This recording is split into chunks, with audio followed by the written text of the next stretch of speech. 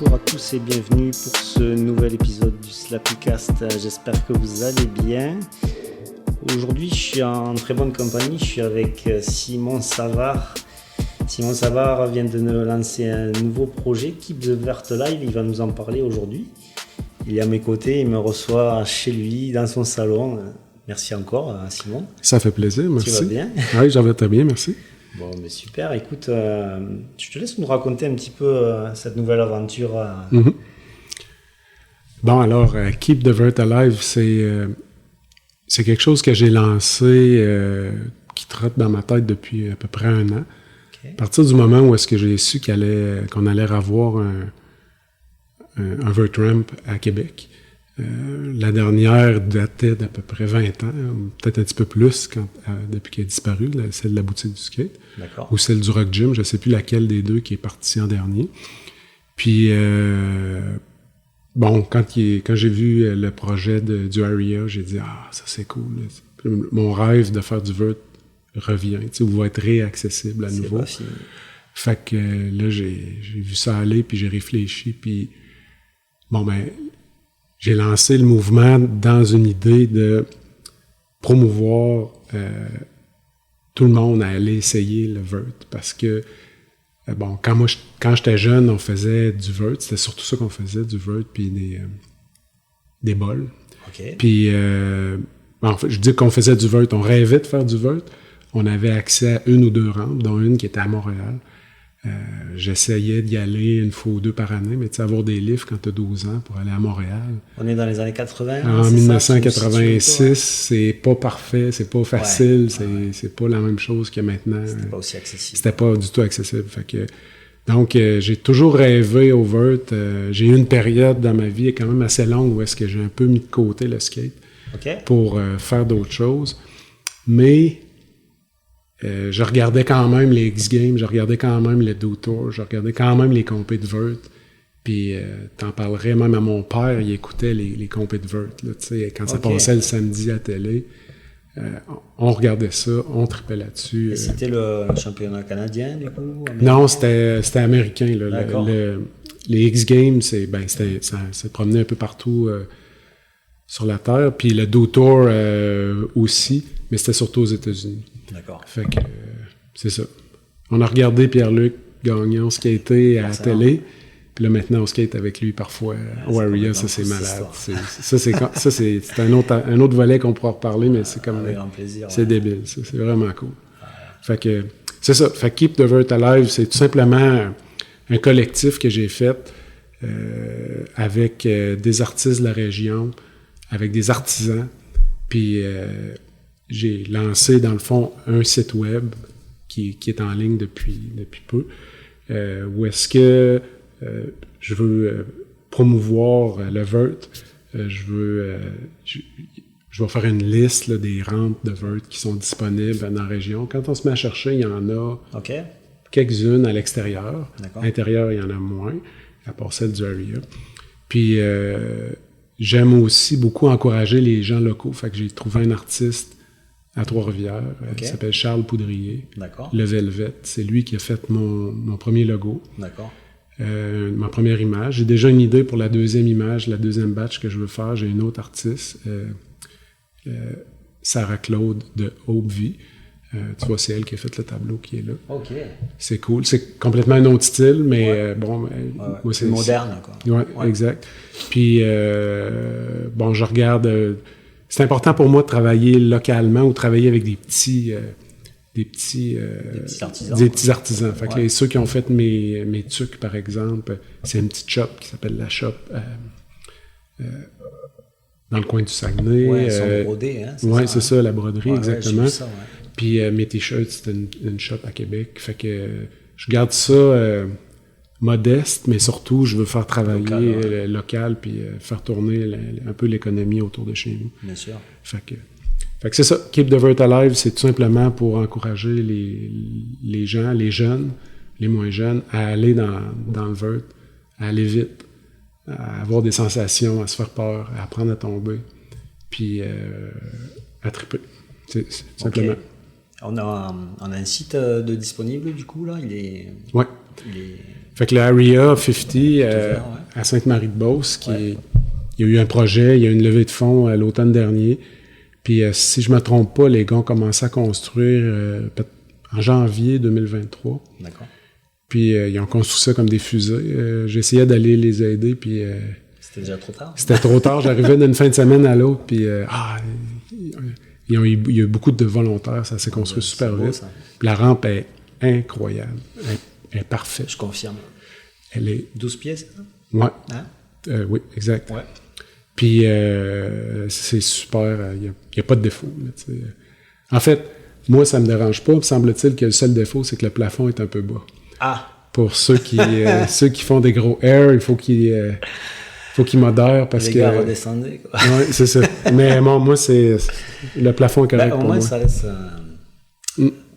la possibilité d'aller pour repousser ses limites encore plus haut. Oui, exact. Bon, on l'a vu aussi pour l'événement qu'ils avaient créé pour Halloween. L'extension, là, c'était quelque chose. Hein? Ben oui, c'est ça, exact. Non, c'était gros. C'était le fun, cet événement. Il y avait beaucoup de monde, il y avait une grosse énergie. C'était vraiment super. Vraiment. Mais merci à eux encore. On les remercie chaudement parce que c'est vrai qu'ils nous font vivre vraiment des super moments de skate. On rencontre des gens, on voit des gens performer. C'est vraiment le fun de toujours retourner là-bas, quoi. Oui, effectivement. Bon, ben c'est super ça, Simon. Moi, ce qui m'intéresse aussi, c'est de savoir un petit peu comment tu as démarré dans le skate, quoi. Ouais. Le petit Simon, il a commencé à quel âge, du coup?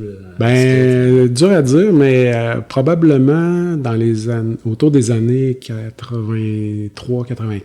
Wow. J'avais un voisin en face de chez nous. S'il écoute ça, il va se reconnaître. Je vais l'appeler Nicolas, c'est son vrai prénom. Anonyme comme tu le sais. Mais puis Nicolas, il voyageait peut-être un peu plus que moi, que nous. Puis il allait parfois aux États-Unis, puis il ramenait des magazines. OK. Puis là, dans les années 80, il n'y a pas d'Internet, il n'y a pas... même les cassettes vidéo, c'était dur à trouver. Puis même les magazines n'étaient pas disponibles ici au début. Fait que là, ça percolait doucement. Là, quelqu'un ramenait une revue ou un magazine, puis là, il traînait, puis là, on le regardait, là, on voyait ça, waouh!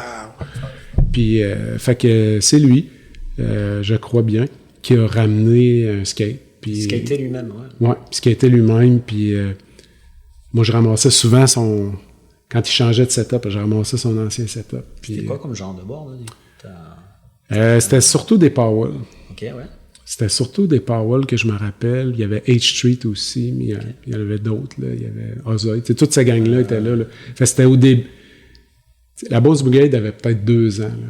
Fait que moi, je me rappelle de ça. T'sais, Tony Hawk, il doit être 4 ans plus vieux que moi, quelque chose de même. Là. Fait que on a comme grandi un peu en suivant ça dans les revues, mais une revue à chaque 2 mois, tu sais. Puis là, un peu plus tard, on a réussi à avoir des cassettes vidéo. C'était des trashers ou pas du tout? Encore? C'était des trashers, puis c'était des... je pense que c'était Skateboard Magazine aussi qui avait, mais ouais, c'était trasher. Puis on regardait ça, puis on s'est mis à skater un peu partout. Là. Puis là, il y avait... On était à Québec, là. Hein? On était à Québec. Moi, je suis né ici, à Loretteville, pas loin. OK. Puis on allait... Alors, pour skater, vous alliez où? Oui, c'est ça. Pas de skatepark, bon. non? Oui, ben il n'y avait pas de skate. Il y avait des... On faisait de la poule. Fait qu'il y avait quelque chose qui s'appelait les bassins, qui étaient c'était un genre de pataugeoire qu'il y avait au Vieux-Port de Québec. D'accord. Qui était...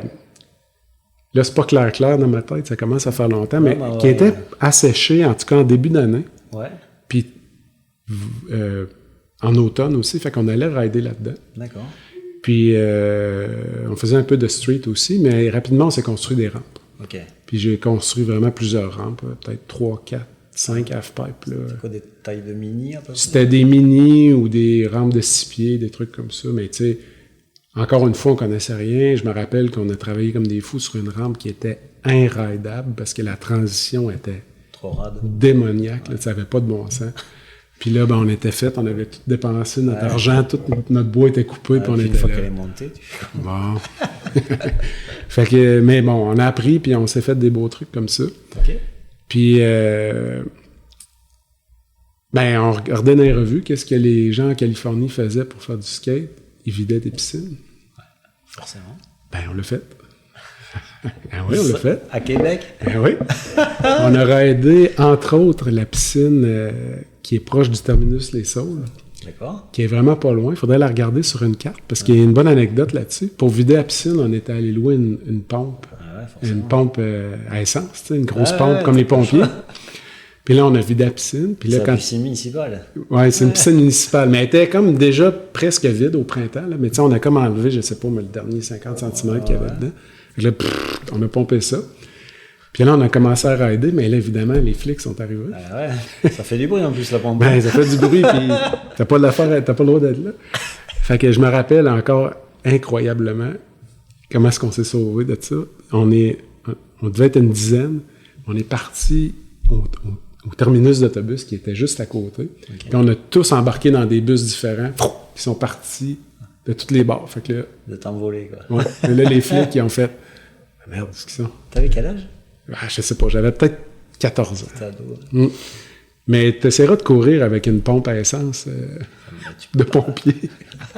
On l'a fait. C'est vachement discret. Hein, c'est discret, c'est ça. C'est lourd, c'est discret. Ouais, puis, en plus, il fallait retourner parce que vous avez dû partir comme des lapins. Oui, c'est ça.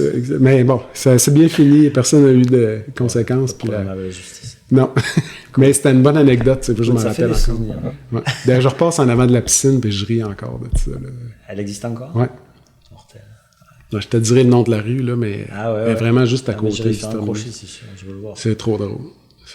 Fait que, on faisait ça. Mais t'es bien skateable, hein? Mais... Vous avez réussi ou de moment? Oui, on a skaté, on a fait une coupe de run dedans, mais tu sais, c'était un deep end qui était vraiment creux. Ouais, là, c'est trop long, c'est ça. Mais bon, cool. On avait fait comme dans les revues, on avait fait comme dans les films, on avait pompé à la piscine, puis on avait raidé dedans.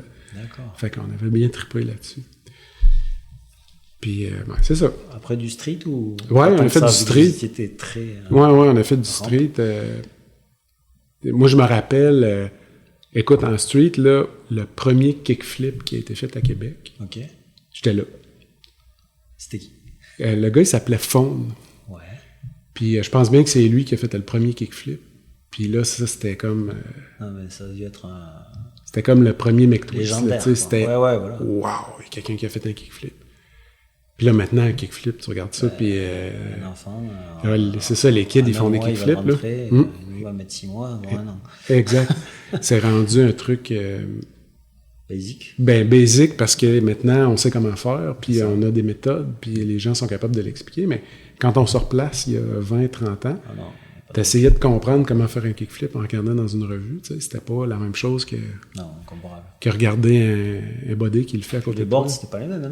Puis les boards étaient plus gros. Ah, c'était lourd, hein? Mais ouais, c'est lourd. Mais ça flippait pareil. Mais bon, c'est ça. Les boards, au début, c'était les shapes old school, un peu comme j'avais un Caballero, là, qui était une shape old school, qui avait pas de nose. Ben, qui avait un nose, mais qui avait pas de kick dans le nose. Plat, Puis, mais ça a évolué assez rapidement avec des planches qui avaient plus de concave. Du concave, puis pas twin tip, là, mais avec un nose bien relevé. Bien relevé. Ouais. D'accord. Et du coup, pour le matériel, comment ça se passait à l'époque? Ben, on a été chanceux parce qu'il y avait une boutique sur la rue Saint-Jean, la boutique du skate au début, qui était grande, mon vieux, comme ici ma cuisine. Là. C'était tout petit. OK. Puis je me rappelle, tu rentrais, il y avait un comptoir vitré avec les roues puis les trucks à droite. Puis tu sais, il y avait des planches en haut, puis on avait 3-4 sortes de couleurs de grip tape, puis on choisissait nos planches. Mais c'est drôle parce que ce que je me rappelle, c'est que ça coûtait grosso modo le même prix que ça coûte maintenant. Ah ouais? Mais oui, en 1988, 9-10. Donc là, je me rappelle que ça coûtait 250, 300 pièces. Si tu travaillais pas ou si tes parents t'offraient pas ça à Noël, non, ça marchait changeais pas ta board 4 fois par an. Exact. On était à Camelot, on passait des circulaires, tu ramenais 15 $ par semaine chez vous. Tu sais. OK. T'essayais de pas casser ton board parce que c'était long avant d'en avoir un autre. Fait que, la belle récompense, quoi. Exact. Ouais. Fait que c'était ça, c'était cette boutique-là. Puis après ça, il y en a eu d'autres là, qui sont essayés. Là. Tu me fais aller loin dans mes souvenirs. Je pense qu'il y avait la boutique suisse sur la rue Maguire un bout de temps qui a vendu des skates. Puis il y en a sûrement d'autres. Puis, la boutique du skate a déménagé une couple de fois pour finir sur la rue Arago. Non, pas pour finir sur la rue Arago, mais pour éventuellement être sur la rue Arago avec un beau skatepark. Vraiment beau. Qui est là une place que j'ai vraiment raidé beaucoup. Puis ensuite, c'est un peu là, vers les années 99-2000, que j'ai un peu accroché mon skate pour... je suis parti un peu dans l'escalade. Je me suis mis à faire de l'escalade. Cool. Toutes sortes d'escalades. Tu en fais toujours? J'en fais peu. Maintenant, je fais un peu d'escalade de glace l'hiver, évidemment. Mais le rocher, la salle, tout ça, c'est derrière moi. Là. OK. J'ai fait le tour. J'ai fait... Ouais, tu penses que tu reviendras pas? Bon, je sais pas. Peut-être. Mais là, je suis revenu au skate, ça fait peut-être 7, 8, 9 ans. Quand mon garçon m'a demandé un skate comme cadeau de fin d'année, je suis allé au magasin, j'ai acheté un skate. Puis, un complete. Je pense que c'était une planche 0 complete. Une belle planche. Un bon début, ça. Ouais. Ben, tu sais, j'avais déjà skaté, fait que c'était clair que je n'allais pas y acheter une planche de chez Walmart, là, tu sais, pour faire du skate, là. Bon, c'est vrai que le moteur de motivation n'est pas que dans le matériel, mais c'est vrai que démarrer avec du bon matériel, c'est un plus. Exact. Puis, fait qu'on était allé là, au magasin, puis là, je vois-tu pas sur le mur la Caballero que j'avais? Ah, mais je l'ai vu à l'entrée. Ouais, c'est ça, tu l'as vu, c'est ça. Puis là, je regarde ça, puis là, le vendeur, il me dit, toi, tu raidais cette planche-là, hein? Je dis, ouais. Fait que là, il apprend, il y a un sur le comptoir. Avec quel truck? Je dis, avec des Indies comme ça. Puis avec quelle roue? Avec ces roues-là. Finalement, il y avait tous les morceaux pour reconstruire ma planche. C'était quoi, du 60, les roues? Là, ceux-là, c'était des OG. Ouais, c'était des 60. Ah, des Bones? Non, des OG. J'ai presque juste roulé des OG. OK. Puis c'est encore ça que je roule. Puis, fait que là, il me met tout ça sur la table, puis là, je fais, ouais. Puis là, c'était un reissue de la Boats Brigade. Fait que c'était une planche qui était très chère, comme 200$. Fait que là, j'ai fait, fait que là, il me fait comme le total de tout ça. Là, je fais, Tu fais le grip tape gratuit. Ouais, c'est ça. Là, je fais, c'est bien trop cher. J'avais pas idée du tout que j'allais reskater, tu sais. Il y a plus de 300$, hein? Ouais, exact. Fait que là, je sais pas si je peux nommer le magasin ou si on veut nommer le magasin. Oui, pas de problème. Ah bon, c'est l'Empire bien sûr. Ici à Québec. Fait que là, tu sais, le comptoir de skate, il était au fond complètement du magasin. Fait que je marche pour sortir, pour aller payer la planche à mon garçon. Puis là, j'appelle chez nous, tu sais. Puis là, je dis à ma blonde, hey, là, je viens de voir la planche que j'avais quand j'étais jeune. J'ai le goût de l'acheter. Mais c'est trop cher. Je sais pas si je vais raider ça, tu sais. Fait que là, elle me dit, ben là, voyons, achète-le. Elle est pareille comme... Oui, elle est pareille. Non, mais achète-le. Ouais, mais c'est trop cher. Ah, va l'acheter. Fait que là, je retourne d'abord dans le magasin, puis je retourne. Puis Dimitri, le vendeur, il était à côté sur le comptoir comme ça. Il avait tout laissé le stock sorti, il m'attendait. Il dit, je savais que t'allais revenir. C'est un très bon vendeur. Ouais, il avait pas bougé, là. Il avait pas bougé. Il m'aurait eu, hein. De la même manière. Hein. Fait que c'est ça. Fait qu'il m'a monté à la planche, je suis parti avec ça. Puis voilà, j'ai pas arrêté de faire du skate. Ouais. J'ai skaté celle-là beaucoup, puis après ça, j'ai évolué, j'ai changé vers d'autres planches. Alors, est-ce que ça t'a mis un flashback dans ta tête? Tu te dis, wow, non, mais en fait, j'ai les mêmes sensations que quand j'étais. Ouais, absolument. Ouais. Ah ouais. Ouais, ça a dû te faire bizarre, hein? Ça m'a fait bizarre, mais. Dans le bon sens. Exact, mais le skate, c'est complètement fou comment est-ce que ça te fait sourire. Comment ça te remet, peu importe l'état d'esprit que tu as quand tu commences le skate, quand tu y vas, bon, tu t'oublies, là, puis pas la tête ailleurs. Exact, tu roules, puis tu t'amuses, puis des fois ça va super bien, des fois ça va vraiment mal, on réussit rien, puis on s'en fout, là, t'es avec les amis, puis on rigole, puis non, je suis vraiment content d'avoir repris avec le skate. Là. Ouais, puis c'est un cadeau envers toi-même. Hein. Tu te fais du bien. C'est ça. C'est une belle récompense, quoi. Exact. À l'époque, on faisait du skate l'été. Puis on faisait du snowboard l'hiver. Ouais. Puis le snowboard, c'était avec le même comparse. C'est presque la même histoire que j'ai racontée avec lui. On a à peu près démarré le snowboard à Québec, nous deux. Ah, parce que ça arrivait plus tard que le skate. Ouais. Mais tu vois, cette année, ça va être ma 39e année de snowboard. Ou peut-être ma 40e, mais je suis plus capable de... Fait qu'en parallèle... Fait que là, je retrouvais un peu des sensations similaires. Fait que j'ai toujours ridé sur une planche, dans le fond. Toute ma vie. Le snow, j'ai pas arrêté. Ouais, c'est ce que j'avais relevé. C'est ça. Le snow, tu sais, j'ai eu des périodes que j'ai vraiment moins ridé que d'autres, mais il n'y a jamais de saison que j'ai pas fait de snow. C'est quoi ce que tu préfères le plus?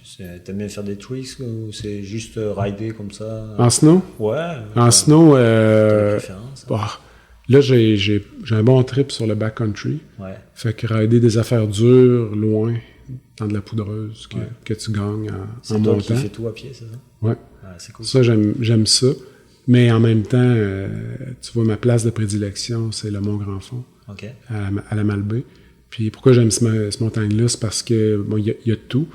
Il y a des pistes difficiles, vraiment même très difficiles, dans des sous-bois, qui sont super agréables. Puis j'apporte souvent mes deux planches. Puis il y a un snowpark qui est super intéressant aussi. Fait que de temps en temps, je sors l'autre planche. Ou quand la neige est moins belle, c'est toujours beau dans le snowpark. Puis, fait que j'avais arrêté de faire des tricks, puis des sauts, puis tout. Ouais. Mais là, j'ai repris encore une fois parce que mon garçon, il veut tout le temps aller dans le snowpark. Fait que j'ai racheté une planche de parc, puis je vais me faire mal dans le snowpark.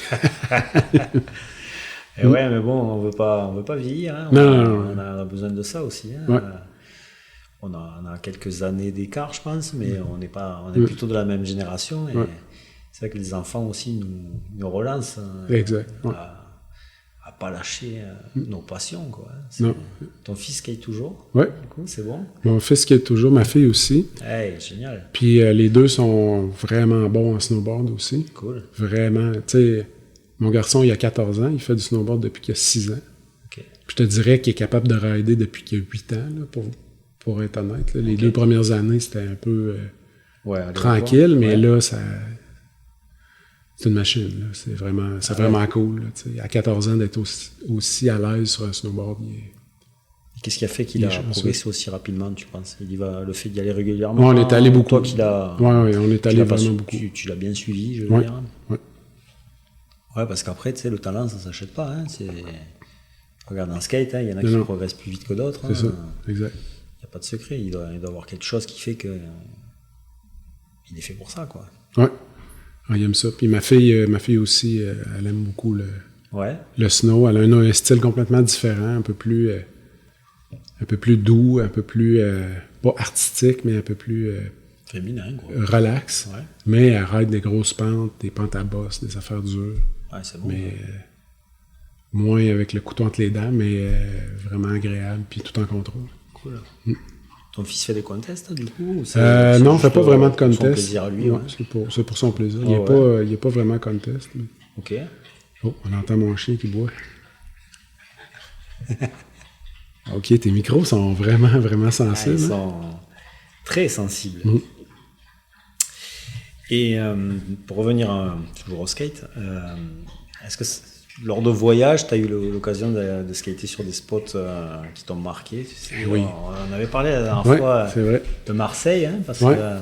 Bon, évidemment, de fil en aiguille, toutes mes vacances, moi je suis un gars qui fonce dans le tas quand je fais quelque chose. Fait que là, de fil en aiguille, depuis que j'ai repris à faire du skate, toutes les vacances d'été, il y a du skate. Okay. On oriente... Tu pars jamais sans ta borne? Non, presque.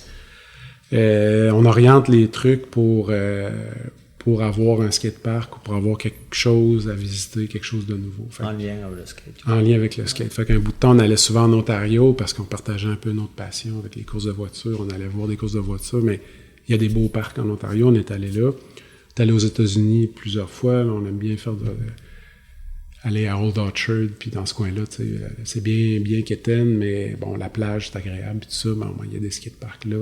OK. Il y a 2 ans, je suis allé en Californie okay. Pour skater. Je suis allé souvent en Californie pour le travail, mais je suis allé Quelle ville t'étais? Je suis allé 2 fois pour skater, mais une fois où est-ce que c'était le seul objectif. On a atterri à San Diego, puis on a décollé à San Francisco. Cool. Fait que, puis on a loué une voiture, puis on s'est promené. On a fait toute la côte comme ça. Fait que là, on a fait tous les spots. Tu l'avais déjà fait? Non. C'était une première. Hein? C'était une première. J'ai un ami, Shani, qui m'avait fait une genre de liste. Ouais. Il m'a dit, tu vas voir ça, va voir ça, va voir ça, va voir ça. Fait que là, on a fait tout. Potrero del Sol, ça fait. Ouais. On a fait plein de beaux parcs, là, comment est-ce qu'il s'appelle, là, la Quinta, que j'ai vraiment adoré. Alors, est-ce que c'est aussi mythique que ce qu'on voit quand on regarde ça sur notre ordinateur? Quand tu y es, Ouais, c'est fou, là. Ouais. Puis là, ce qui est hot, c'est qu'après, tu revois des vidéos des pros où tu regardes dans des revues, tu te dis, mais je l'ai skaté, là, cette transition-là, là, je l'ai faite, ce truc-là. Fait que, non, j'ai vraiment aimé ça. Et les gens? Les gens, moi, c'est ça. On est allé à Venice Beach, qui est quand même... ça fait pas l'unanimité auprès des skateurs. Il y en a qui disent que c'est le paradis, puis il y en a d'autres qui disent que c'est vraiment trop quétaine. Ouais. Moi, j'ai vraiment adoré ça. J'ai adoré aussi les rencontres que j'ai faites là-bas, parce que j'ai... de fil en aiguille, il y a une revue de skate que j'aime beaucoup qui s'appelle Juice, qui est une revue qui parle surtout de pool puis de musique. Puis là, ils sont situés juste à côté du parc à Venise. Puis je m'étais organisé pour les rencontrer, Dan, l'éditeur. D'accord. Puis bon, on s'est fait une rencontre, puis on est allé là. Puis là, j'ai encore une anecdote pour toi. Excellent. Puis là, en arrivant là, bon, j'étais avec mon fils, puis on parle avec lui, puis tout est cool. Puis à un moment donné... on voit du monde qui taponne pour ouvrir la porte, tu sais, puis qui rentre des haut-parleurs puis du matos pour faire de la musique. OK. Tu sais, un band. Puis là, tu sais, c'est des bonhommes, là. Fait que là, je regarde ça. Puis là, c'est Robert Trujillo. Mais non! Ben oui! Qui est là. Qui a pas sa femme à la batterie? Ben non, des fois, il a fait jouer et tout. Ouais, mais non, là, il amenait le matériel pour son fils, qui joue dans le band Otto, qui faisait une prestation au soir. Fait que là, t'as le bassman de Metallica, mais non, qui fait, dans le fond, sa job de père de famille, qui va aider son... Trujillo, je pensais le skateur, moi. Non. Pas le bassiste de Metallica. Non, c'est le bassiste de Metallica. OK. Ah ouais, non, tu vois le gars avec les cheveux longs, puis les tresses, puis il est gros de même, là, tu sais. Non, c'est ça. Puis là, je suis là. Là, moi, je tiens à la porte. Qu'est-ce qui se passe ici l'après-midi, là? Mais là, lui, il faisait sa job de père de famille. Tu sais, il aidait son fils à setter son set pour pouvoir jouer le soir, tu sais. Puis là, on a parlé avec 20 minutes. Là, j'étais là. Un gars simple. Absolument simple. Là, il me dit Québec, man. J'ai tellement aimé ça aller à Québec. Puis toute la quête, il se rappelait du Château Frontenac, la promenade. Il me parlait de ça. J'étais là, voyons, tu sais, ouais, je rêve ou quoi? Je rêve. J'en revenais pas, tu sais, de la chance ou de l'opportunité qu'on avait, tu sais. C'était vraiment cool. Rêve éveillé, quoi. Ouais, exact. Fait que, on aurait aidé là, on aurait aidé à Santa Cruz, on aurait aidé à San Francisco. Okay. J'ai beaucoup aimé ça. Puis là, l'été dernier, j'étais effectivement allé en France, puis on aurait aidé à Marseille. OK. Puis ça, c'était l'objectif. Dans le fond, Marseille, c'est, semble-t-il, un peu la place que le skate a démarré en France, selon certaines personnes. Puis le skatepark du Prado, c'est vraiment semblable en vibe à Venise. Oui, c'est ce que tu me disais l'autre jour. Ouais. Ça t'a fait penser à ça. Oui. Puis quand on est allé là, il y avait c'était le week-end d'une compétition qui s'appelait, le Freestyle Cup. Ouais. Puis là, c'était fou raide. Il y avait un band qui jouait comme sur le coping, juste sur le bord du bol, qui est un band de rock qui jouait, puis il y avait du monde qui raidait dans le bol. C'était fou, là. Fait qu'on a passé... c'était des vacances qui ont duré un peu plus que 2 semaines en France, mais la première semaine, on l'a passé à Marseille. Puis j'étais au skatepark à tous les jours. Ça arrivait que je rentrais à 10 heures. Tu l'as aimé, là? Oui, je l'ai aimé. Il avait été repeint juste avant qu'on arrive, parce que le béton est rough, là, tu sais, il y a beaucoup d'âge, là. Ouais. Puis probablement que l'eau salée le magane un peu. Ouais. Mais ils le repeignent vraiment, vraiment souvent. Là, il y a un event Red Bull, ils le repeignent pour ça.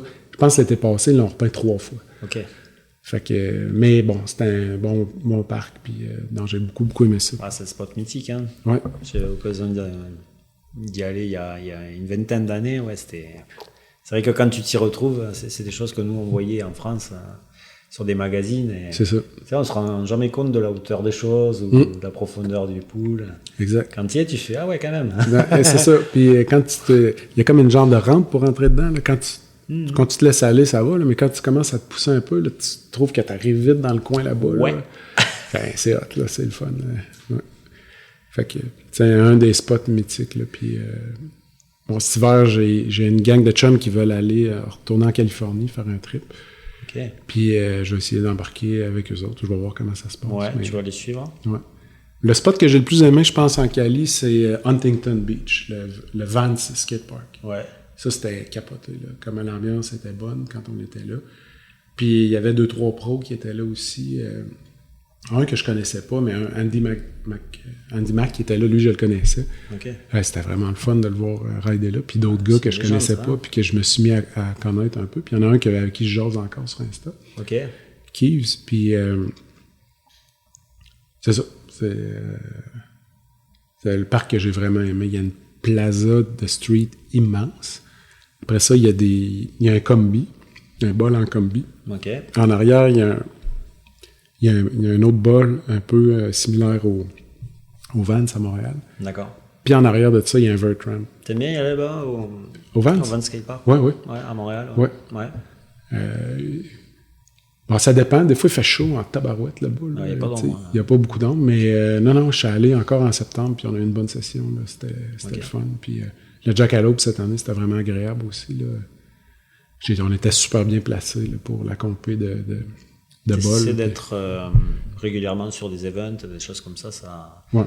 Tu trouves ça important, quoi, je pense. Ben oui, je trouve ça important. Mon fils fait moins des compétitions, ma fille non plus, mais on a beaucoup d'amis. Jeunes amis, des amis à mon fils qui sont un peu mes amis, ou les parents sont mes amis, puis on se retrouve puis on suit sur ces événements-là. Fait que ça fait comme une petite communauté là, qui se balade. Quoi. Ouais. Puis on garde des souvenirs.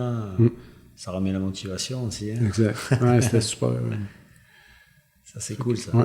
Non, je l'aime bien, ce parc-là. Ben, à Montréal, il y en a plusieurs qui sont agréables aussi. Là. Le Taz. Le Taz est bon, le parc à Verdun, il est bon, le Van Horn, c'est bon. Rawdon, le bol de Rawdon est incroyable. Il est tout petit, il est très tight, mais quand tu trouves tes bases dedans, là, c'est vraiment le fun. Au Plaza, à Québec, tu y vas des fois? Ouais, je vais. Tu l'aimes bien, ce bol-là? Oui, je l'aime bien. Ouais. Je suis moins allé cette année, je sais pas trop pourquoi, mais les autres années, j'étais vraiment souvent rendu là. Mais là, on a des parcs ici à côté. Saint-Augustin. Oui, c'est ça, à Saint-Og, puis à Neuchâtel. Ouais. Puis, des fois, je sais pas, je manquais de temps, puis j'allais là à la place, là, parce que le parc des Bocages est ici à 2 minutes de chez moi. Là. D'accord. T'as 1 heure, puis tu y vas parce que t'as le temps. Tu arrives à consacrer combien de temps à peu près quand il fait beau? Tu essaies de t'installer une routine ou tu vas au feeling? Non, je suis un gars de routine. Je vais y aller 4-5 fois par semaine. Oh, c'est beau, hein? Des petites périodes, des moyennes périodes, des plus longues périodes. Ça dépend un peu des obligations familiales aussi, mais j'arrange mes trucs pour être capable d'y aller. Tu essaies d'avoir des amis avec toi quand tu y vas, ou tu y vas et tu te dis, bon, je vais rencontrer des gens? Ben oui, mais bon, c'est sûr que c'est le fun y aller avec des amis, puis faire une session entre amis, mais bon, si t'attends toujours après ça, ça marche pas tout le temps. Des fois, ils peuvent pas. C'est ça. Fait que souvent, j'y vais seul, j'apporte mon petit chien, puis mon haut-parleur, mes écouteurs Bluetooth, puis on ride, puis tu finis toujours par trouver du monde, puis parler avec du monde, tu sais. Du coup, là, sur les petits parcs, ça va être plus des sessions de street, quand même? Non, plus de la mini. Ouais. Je sais pas, le street, peut-être que je n'ai assez fait, peut-être que je me suis assez fait mal là-dedans. T'es garanti que maintenant, c'est la courbe qui restera ancrée à ton ADN. C'est ça. Fait que j'aime mieux, je sais pas, je suis attiré par la mini ou les rampes quand il y en a. La rampe de Pont-Rouge, je l'aime bien. Ouais. Belle grosse rampe de 6 pieds, t'es vraiment relax. Okay. Mais tu peux quand même aller vite dedans, faire des trucs, c'est le fun. Et faut quand même une sacrée condition physique pour ce genre de skate, je trouve quand même. Parce que la verte, par exemple, Oui. je sais pas si tu es d'accord avec moi, mais c'est pas fait pour tout le monde, quoi. Ben non. Non, déjà, faut dropper. Hein. Ouais, faut dropper. C'est quelque chose que j'ai pas encore fait. De courage. Hein. Ouais, soyons francs et honnêtes. J'ai pas passé ce barrière-là encore. C'est un truc, tu te sens capable? Ben oui, puis ce qui est étrange, c'est que j'ai droppé des affaires plus grosses que ça. Qu'une verte? Ouais. Okay. Que celui-là. Mais je sais pas pourquoi. Ça l'air m'intimide, mais bon. Ouais, mais ça va y aller. Je peux comprendre. Ouais. Ouais. Puis ça demande une pratique régulière, quoi. Si tu veux ça demande, c'est ça. Fait que, pas de choix. Hein. Là, présentement, je suis comme dans une période de ma vie où est-ce que j'ai un peu de la misère avec la pratique régulière, mais effectivement, tu le vois que quand tu y vas moins,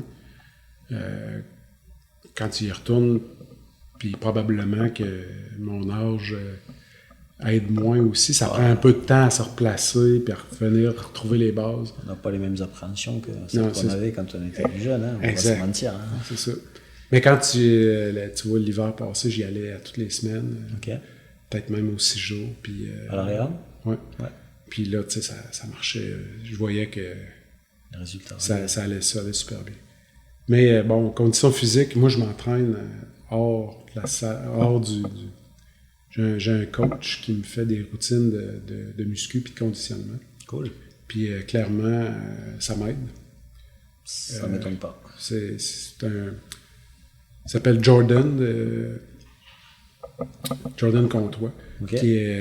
j'oublie le nom de son entreprise, mais... il fait des cours à domicile, c'est ça? Il fait un peu de tout. Attends, on la renommera tantôt. Ouais, pas de problème. Il fait des cours, il fait des consultations. Il entraîne des sports-études. Il fait toutes sortes de choses dans des écoles et tout. Puis probable à cause... Je ne sais pas s'il le faisait avant la COVID, mais pendant la COVID, il fallait qu'il continue à travailler. Fait qu'il a développé comme quelque chose qu'il fait par Zoom. OK. Il fait une consultation à distance, puis là, il regarde tes trucs, il te regarde faire, par exemple, tes squats. Il tourne de côté, il regarde la caméra, il t'analyse, puis il dit « Bon, OK, good. » Il prend des images, puis là, il fait un programme, puis là, bon, il y a un certain suivi. Dans 3 semaines, on se revoit, on ressort l'ordi, la caméra, on regarde des trucs. Il y a juste ça. Puis moi, je sais pas, je pense que j'étais avec lui depuis 3-4 ans. Là. Quand même. Ouais, depuis la COVID, puis 3 ans. Puis c'est ça, il m'aide sur le conditionnement pour arriver en snow, prêt, puis en forme. Puis ensuite, on transite un peu vers le skate, puis tout ça. Fait que, tu dois arriver en début de saison, là, frais. Oui, c'est ça, ça fait une grosse différence. C'est pas comme quand tu fais rien, que du jour au lendemain, non, le snowboard, c'est rendu... Les premières sessions, c'est ça, exact. T'as les jambes comme il faut, quoi. Exact, puis c'est vraiment facile de se blesser aussi. Bien sûr. Fait que, parce que ta tête, elle sait pas que ton corps, il se rappelle plus. Il te fait des conseils aussi nutritionnels, des choses comme ça? Oui, il peut le faire. Ouais, ça existe. Il peut le faire. Je ne l'ai pas vraiment engagé pour ça, mais je sais que c'est une de ses spécialités. Et toi, justement, tu es quelqu'un t'es du type à faire attention à ce que tu manges? Oui, je fais quand même très attention. Tu as une routine assez, pas stricte, mais je veux dire, tu fais pas n'importe quoi. Non, on fait attention. Effectivement, ça a déjà été plus fou que ça. Je te dirais que les années que je faisais de l'escalade, en escalade, ton poids, c'est ton ennemi. Ouais. Fait que, j'ai baissé à des poids qui étaient un peu débiles. Mais, en skate, c'est sûr que si tu traînes un 20-30 livres, tu le sens aussi. Faut que tu le gères. Ouais. Mais c'est peut-être un peu moins un enjeu que dans d'autres sports. Ouais. Mais c'est le poids, c'est une chose, mais c'est surtout le conditionnement, avoir un dos qui est en santé, avoir des abdos, la gaine qui est capable de te soutenir. Parce qu'en vert, je pense que... Je reviens sur la condition physique, ce que je disais tout à l'heure pour la vert. Quand je les vois dropper, les gars, rien que se réceptionner là, sur les genoux, là, comme ils font en glissant, c'est physique, quoi. Oui, c'est physique. Ça n'a pas l'air de ça, mais... Ça s'arrête pas, ils montent, ils descendent, ils font que ça. Exact. Quand tu tombes sur les genoux, si tu n'as pas des abdos, un peu fort ou un peu gainé, tu vas basculer vers en Les avant. chevilles et tout, là, c'est... Puis les chevilles, c'est ça. super demandant, quoi. Fait que, non, il y a une technique là-dedans, puis bon, il faut que tu suives. Puis, mais j'ai toujours fait ça. Tu parlerais à mes amis d'escalade. Quand on faisait de l'escalade, on était aussi à la salle de muscu à faire de l'entraînement spécifique.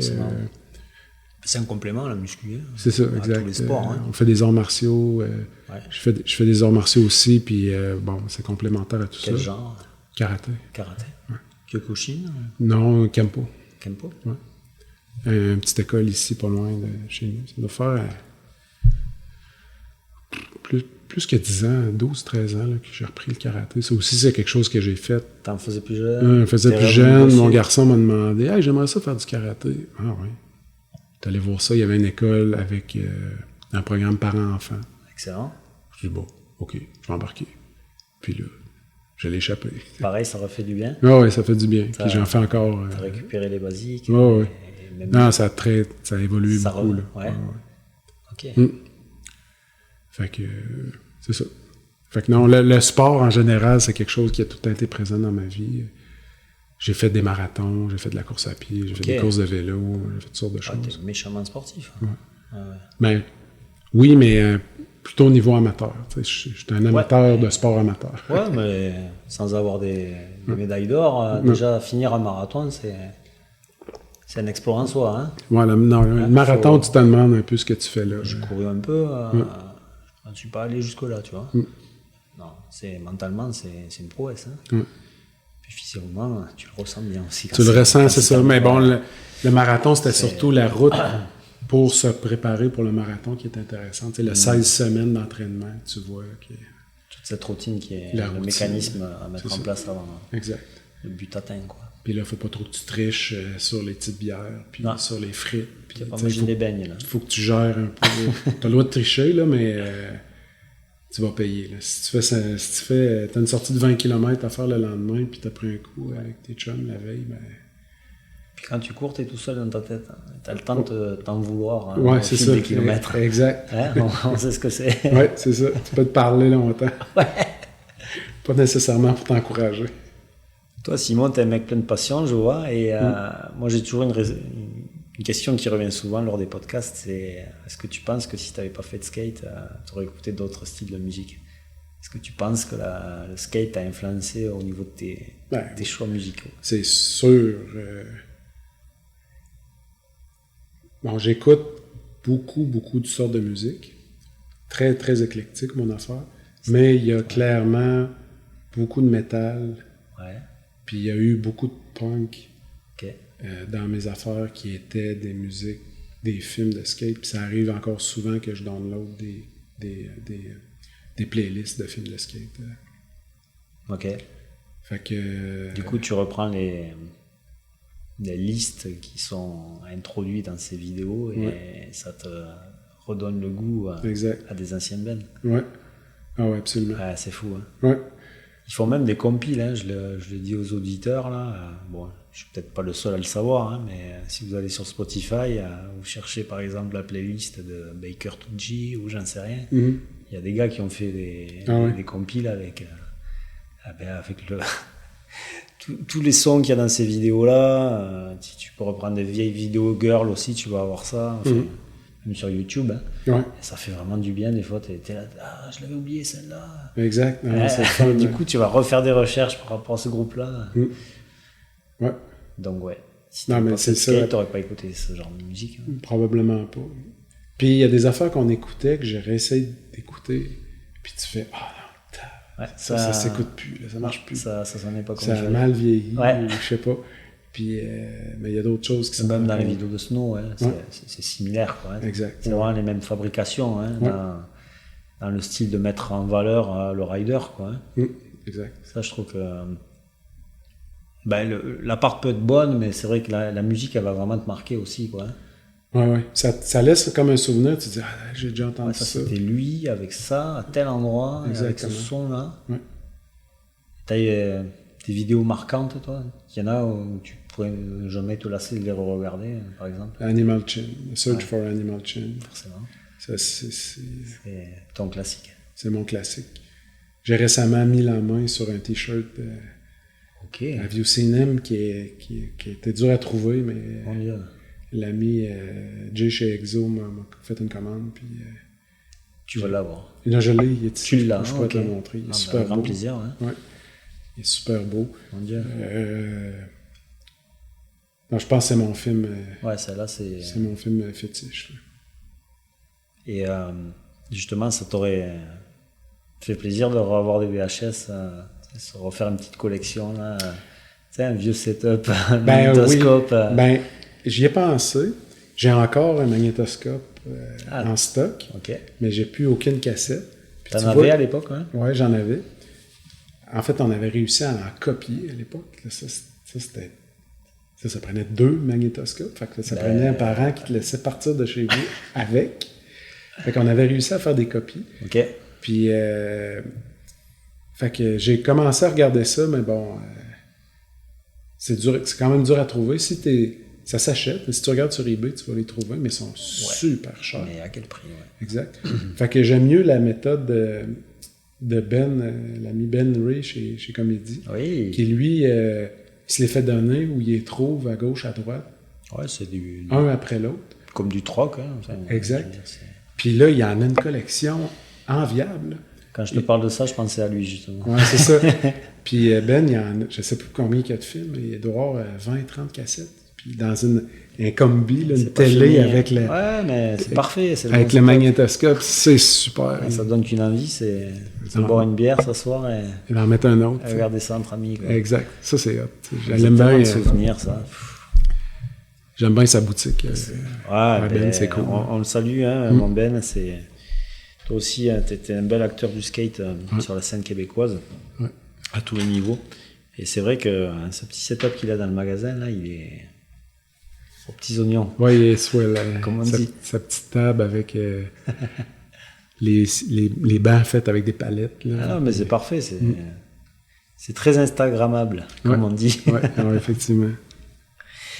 Et au niveau de ton matériel, on a parlé de ta board tout à l'heure, mais il y a une chose aussi qui va pas sans le skate, c'est les shoes. Quoi. Ouais. Ça aussi, c'est quelque chose qui a évolué. Toi qui avais grandi dans les années 80, c'était quoi, les grosses Vision avec le gros scratch dessus là, il y avait 3 choses. Vert, on abîme beaucoup les chaussures. Hein. Ouais. Il y avait les Vision Streetwear. Ouais. Il y avait les Airwalk. Forcément. Avec la genre de grosse lame qui se refermait par-dessus. Puis il y avait les Vans. Et les Ethnics aussi. Les Ethnies, je pense que c'était un petit peu plus tard. Ouais. Mais nous, on raidait des Airwalk puis des Vans. Puis moi, c'était des Vans. Toi, c'était des Vans, ouais. Et au fil du temps, forcément, ça a évolué. Et à date, est-ce que tu as des préférences en termes de compagnie? Est-ce que tu sens mieux dans... C'est les Vans. Vans Old School, puis High Top Skate Pro 8. Si jamais il y a quelqu'un qui veut m'en donner. C'est ça ma pointure. L'appel est lancé. Oui, l'appel est lancé. Non, c'est un derrière l'autre que j'achète ça. Là. Sans même les essayer. Là, ben c'est comme un chausson pour toi. Quoi. C'est ça, exact. Il n'y a pas besoin de s'embêter longtemps pour se connaître bien là-dedans et pas se tromper. Quoi. Puis j'ai toujours raidé avec des trucks Indy. OK. Des bearing bones puis des roues OG. Puis c'est encore ça mon setup. Ouais. Et tu n'as pas fait des tests différents des fois sur des changements de dureté de roue? Oui. Ça aussi, c'est... Bon. Alors, en street, je pourrais en parler, parce que c'est plus mon domaine, mais en vert, est-ce qu'il y a un intérêt aussi à ça? Sans doute. Oui, puis pas nécessairement en vert, mais pour le bol. Ouais. Moi, j'ai une coupe de dureté de roue, des 99, des 97, des 95, des 93, des 87, 78. Puis, t'ajustes un peu selon l'adhérence de la surface. En tout cas, à mon niveau, j'aime ça, gérer ça. Okay. Je sais qu'il y a des gars qui roulent, par exemple, au vert avec des roues vraiment plus dures que les miennes. Ouais. Forcément que c'est plus glissant.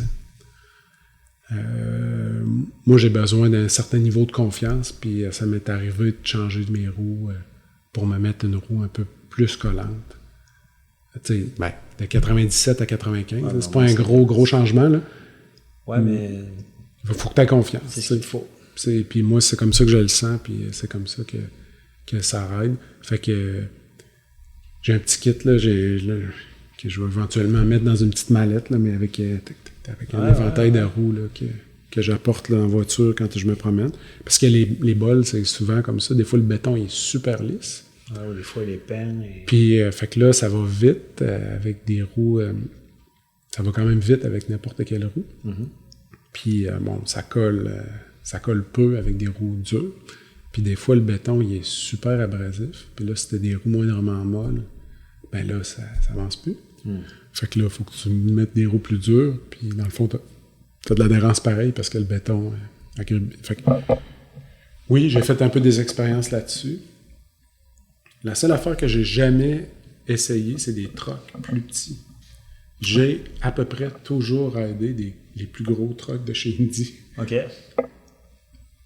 Après, il y a une affaire de stabilité aussi. Peut-être que sur les plus petits, tu serais moins... Ben, j'ai tout le temps des grosses planches. Ouais, voilà, c'est ça.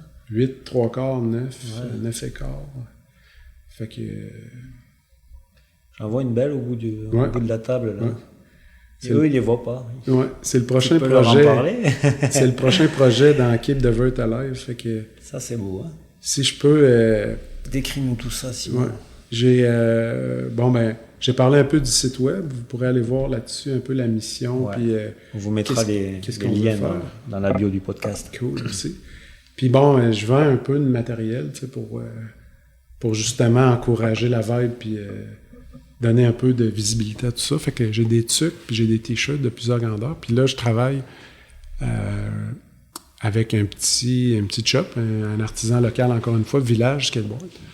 Yes. Puis on est en train de trouver une shape pour ma planche, en fait, qui va être la planche du projet Keep the Vert Alive. Probablement deux shapes différentes. Excellent. Puis, c'est ça. La planche qui est là, c'est la première que j'ai eue pour étudier, puis la passer peut-être sur ma scie à ruban, puis la mettre à mon goût, puis ensuite retourner voir les gars là-bas, puis leur dire, bon, ben, ça va être la shape.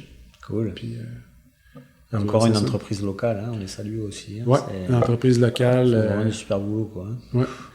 Vraiment très, très local. C'est vraiment cool. Les gars sont fait une petite presse, sont fait un moule en béton, sont fait une presse. Je pense qu'ils ont 2 ou 3 moules. Guillaume, il m'expliquait comment est-ce qu'il teint ses boards, comment est-ce qu'il fait ça, c'est vraiment cool. Là.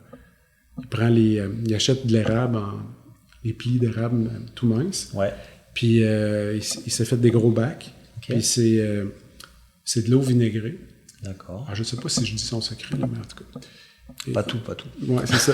Puis il met des colorants là-dedans. Puis là, ben, il gère les durées de trempage, puis comment est-ce que les pièces sont...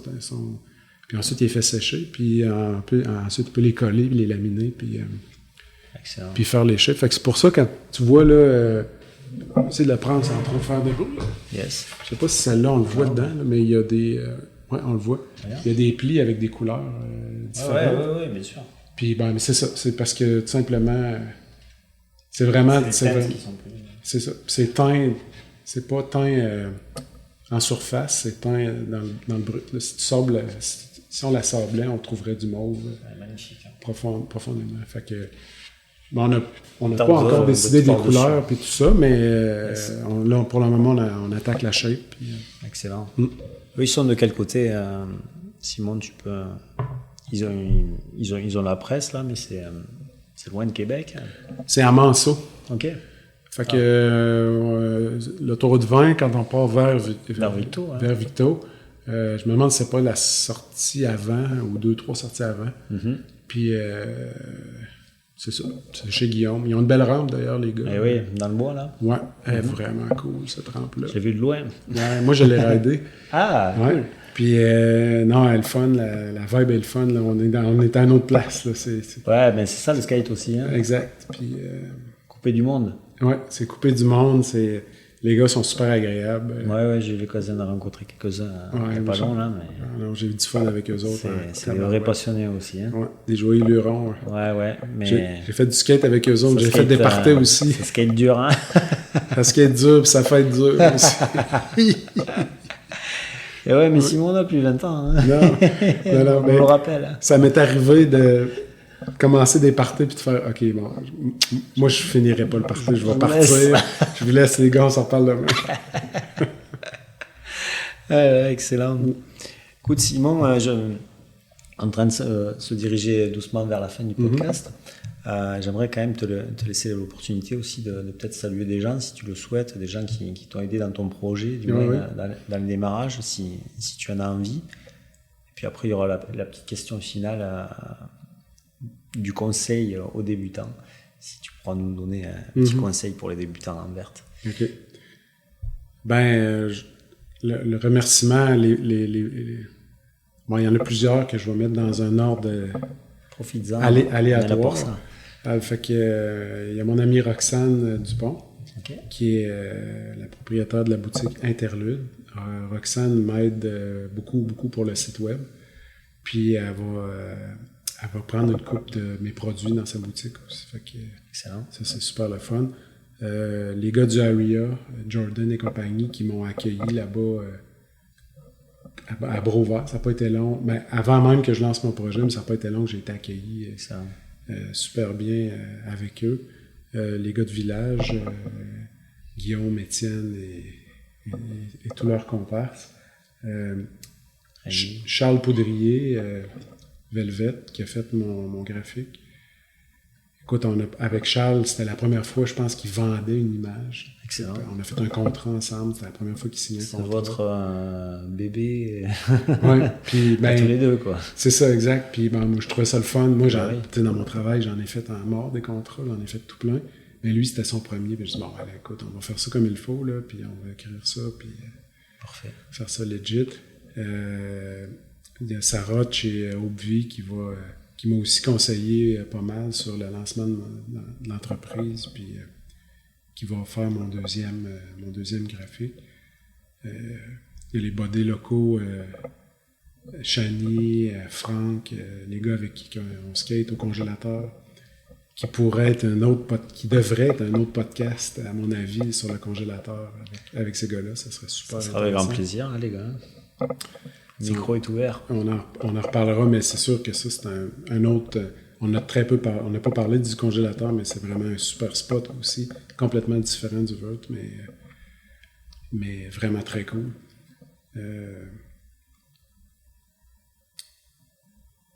Puis tous les autres amis, je pense à Dave ou à d'autres personnes là, qui m'ont accueilli, qui ne me connaissaient pas quand on est arrivé en skate, puis on est devenus des amis, puis même des très bons amis à cause du skate. À cause ou grâce. Ouais. À cause ou grâce, c'est ça, exact. On a fait des petits voyages ensemble. Excellent. Toutes sortes d'aventures, drôles et moins drôles, là, qui nous sont arrivées. Mais ça fait partie des histoires. C'est ça, exact. Ça fait partie des histoires. Alors, le conseil pour les nouveaux pratiquants, même sans parler de Vert, parce qu'on ne commence pas forcément par la Vert, je pense. On y va graduellement. On y va graduellement, c'est sûr. Il n'y a pas de secret. Mon conseil numéro 1, c'est pas de se prendre au sérieux. Merci. Puis, c'est juste de se faire plaisir, puis d'y aller. Puis de se rappeler que des fois, ça va bien, puis des fois, ça va pas bien. Puis garder le sourire, puis quand ça va bien, on en profite. Puis quand ça va pas bien, on en profite pour filmer, pour faire des photos, pour dire des niaiseries, faire des blagues. Mais, regarder les copains. Regarder les copains, exact. Puis chauffer le barbecue. Yes. Mais on est là pour avoir du fun, puis on est là pour faire du skate. Puis c'est une des affaires que j'aime le plus dans le skate, c'est qu'il n'y a pas de... C'est un sport individuel. Mm-hmm. Bon, tu peux te comparer aux autres, puis te dire, ouais, mais lui il est meilleur, mais on s'en fout. Là. Moi, je fais du vert avec des gars, on a parlé un peu de... Il y a des gars qui sont des anciens pros, il y a des pros qui viennent des fois, il y a des gars qui sont nouveaux là-dedans, qui sont déjà très bons, il y a des gens moins bons, il y a des jeunes, on s'en fout. Mm-hmm. C'est juste, on y va, on a du plaisir ensemble, on tripe sur les réussites, sur le dépassement de soi, tout ça, puis on repart de là, on a eu chaud, puis on est content. C'était le mot de la fin, c'était parfait, mon Simon. All right. Merci à toi. Ça me fait plaisir, merci C'était beaucoup. vraiment un très bon moment. Cool. On a appris à se connaître, à te connaître, et on va se revoir très prochainement. De toute façon, l'aventure Keep the Heart Alive ne fait que commencer, mes amis. Effectivement. All right. En tout cas, vous aurez tous les liens pour aller vous faire plaisir. Là, c'est encore le temps des fêtes, et j'espère que le podcast vous aura plu. Vous pouvez toujours nous écouter sur Spotify, Apple Podcast, et nous suivre aussi sur Instagram. Quant à nous, on se retrouve pour un nouvel épisode dans pas long. Je vous souhaite de belles fêtes de fin d'année, les amis. À bientôt, et merci encore de nous avoir écoutés. Bye bye.